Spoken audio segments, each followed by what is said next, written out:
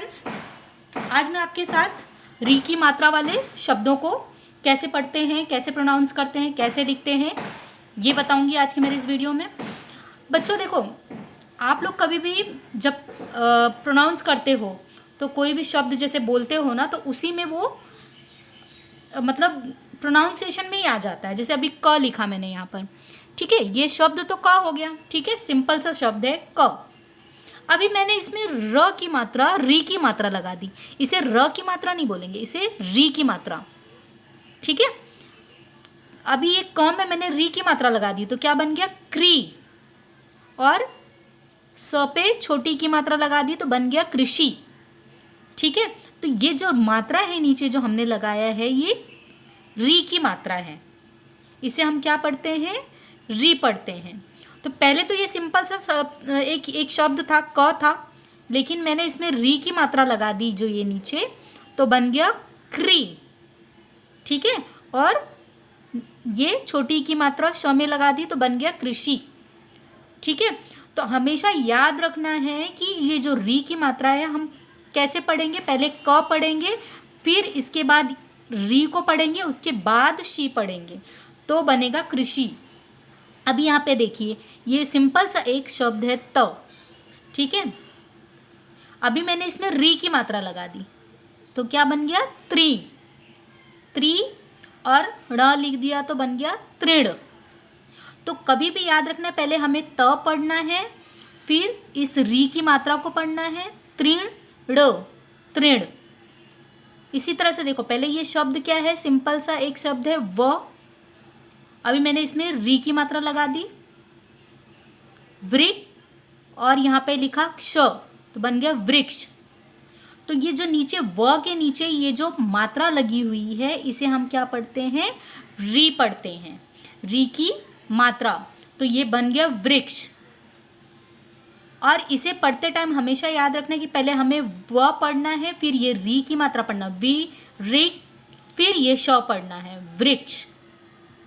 इसी तरह से देखो, अमृत, अ पढ़ा मैंने, पहले अ लिखा, फिर इसमें म लिखा, फिर इसमें री की मात्रा लगा, अमृत हो गया, अमृत, री की मात्रा लग गई, अमृत हो गया, ठीक है।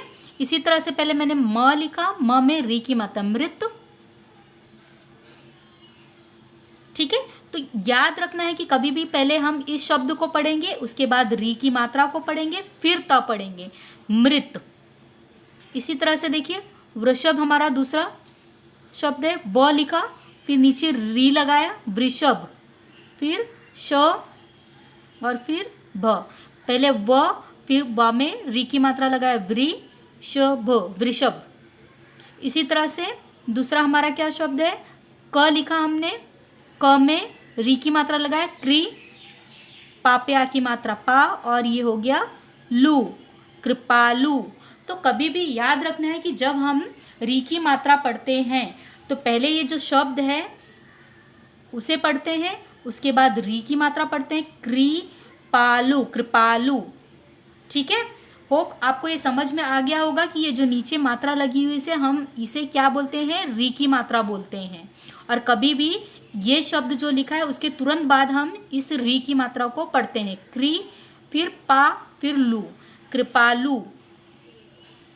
फिर जैसे म लिखा है, म में मैंने री की मात्रा लगाया, मृ, फिर आधा त, फिर य लिख के छोटा उ की मात्रा लगाया, पहले म, री, मृत्यु हो गया, म में री की मात्रा लगाया मैंने, री, त, यु, मृत्यु।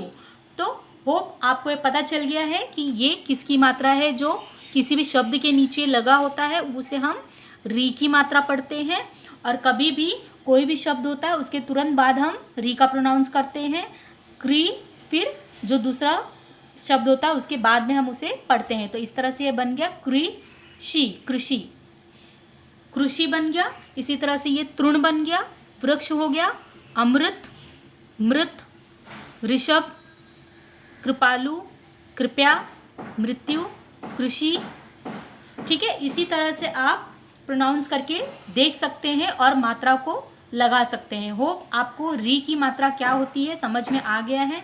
फिर भी आपको कुछ डाउट्स है तो प्लीज़ मेरे चैनल पे जाके कमेंट कीजिए, मैं आपके डाउट्स को क्लियर करूँगी। प्लीज़ मेरे वीडियो को लाइक शेयर एंड सब्सक्राइब जरूर कीजिएगा। Thank you.